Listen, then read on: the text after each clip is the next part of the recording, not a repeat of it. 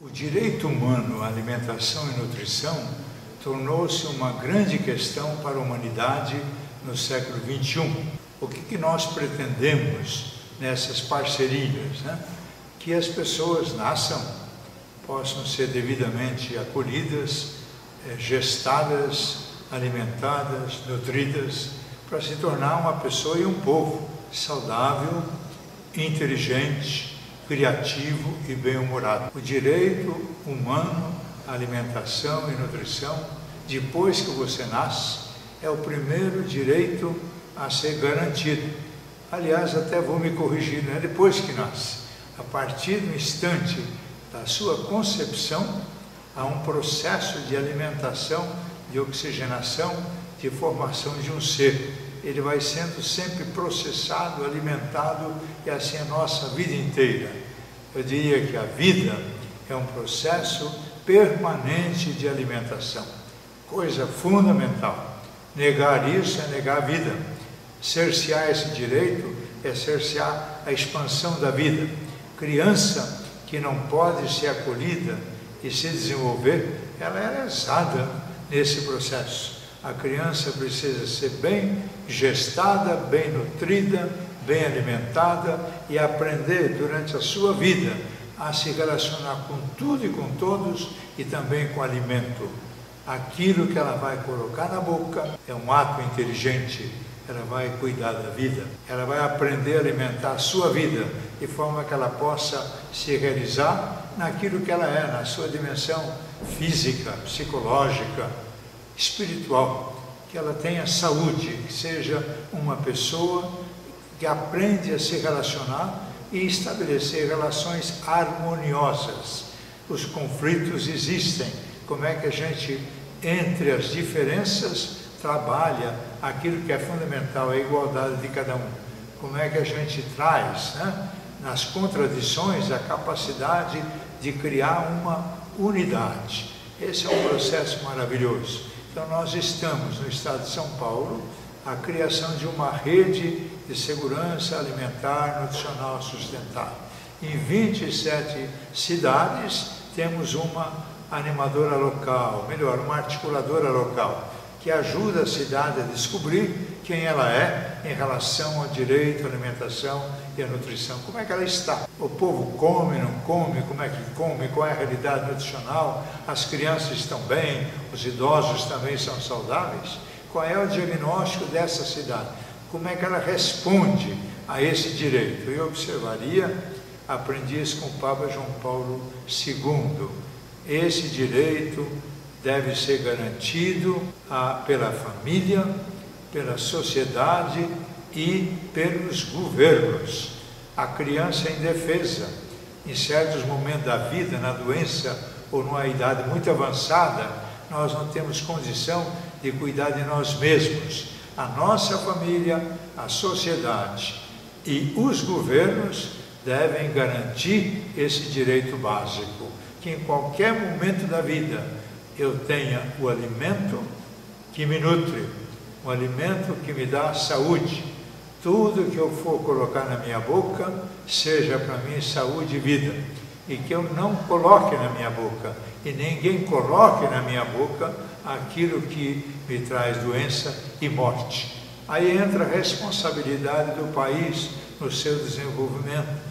A degradação ambiental, a poluição ambiental, as fontes da vida, tudo isso tem impacto em relação à minha saúde, ao desenvolvimento da criança, ao bem-estar do povo. A questão ambiental é determinante para uma política de segurança alimentar e nutricional sustentável. O direito é o fundamento. Não tratemos a fome como um problema da pessoa, é um problema nosso.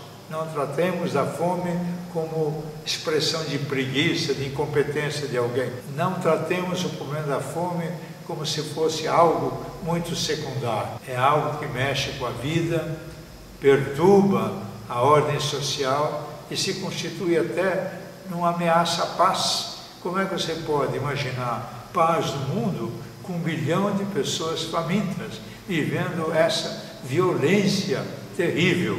O grande brasileiro, médico, político, eu diria um grande profeta, José de Castro, ele afirma que não há nenhuma desgraça que cause tanto estrago no ser humano quanto exatamente passar fome, os males da fome.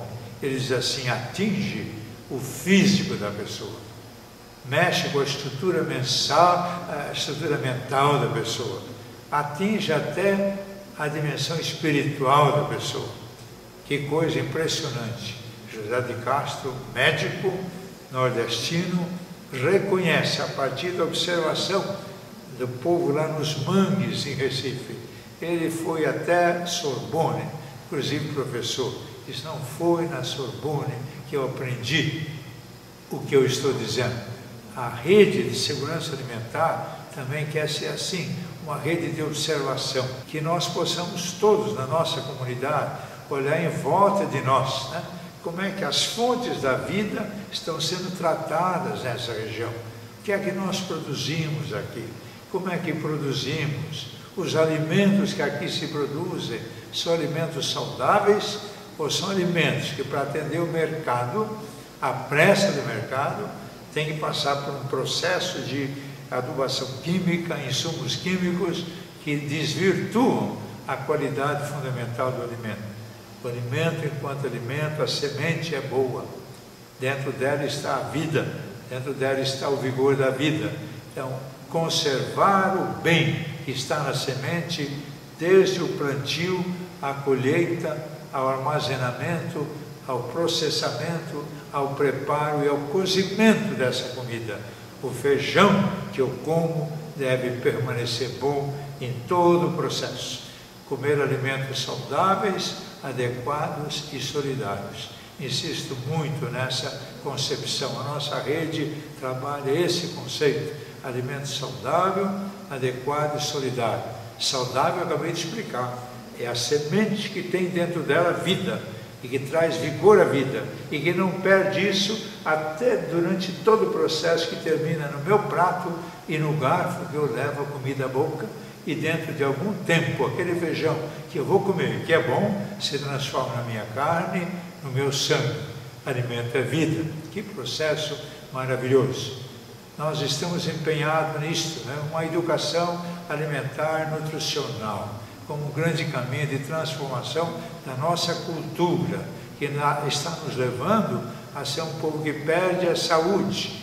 Havia uma época no Brasil que o povo comia arroz, feijão, um ovo, um bife almeirão, e uma alface, e um repolho, e uma couve. Era um povo muito mais saudável do que hoje, até mais esbelto. O alimento tem que ser adequado à região de que eu vivo, a hora do dia que eu estou, o clima, a minha idade. O alimento tem que ser próprio para aquele momento da minha vida, daquele dia. O alimento deve ser solidário, não se come sozinho.